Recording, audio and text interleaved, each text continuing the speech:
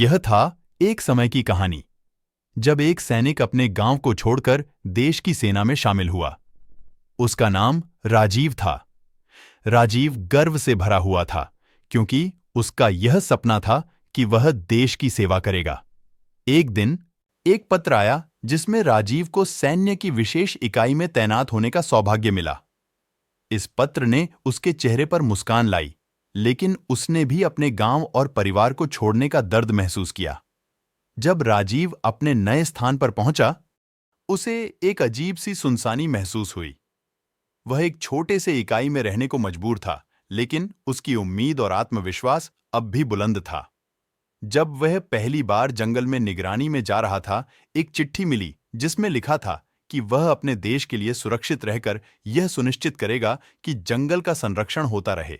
इससे उसका मिला-जुला विश्वास और समर्पण उसमें और भी मजबूत हो गए।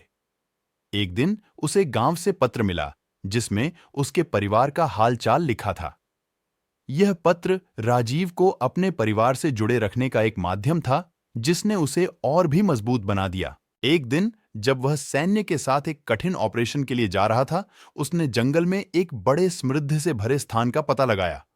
इससे उसने सीखा कि जंगल भी हमारे जीवन का महत्वपूर्ण हिस्सा है और हमें इसका संरक्षण करना हमारी जिम्मेदारी है। जब वह ऑपरेशन से वापस लौटा, उसने एक और पत्र पाया जिसमें लिखा था कि उसे देश की सेना की ओर से सम्मानित किया गया है। उसने अपने देश की सेना में सेवा करने के लिए किए गए संघर्ष का मूल्य समझा और उसे एक अद्वितीय अनुभव की प्राप्ति हुई। इस कहानी से हमें यह सीखने को मिलता है कि हमें अपने लक्ष्यों की प्राप्ति के लिए किसी भी परिस्थिति में सख्ती से आगे बढ़ना चाहिए और अपनी देश सेवा में समर्पित रहना चाहिए।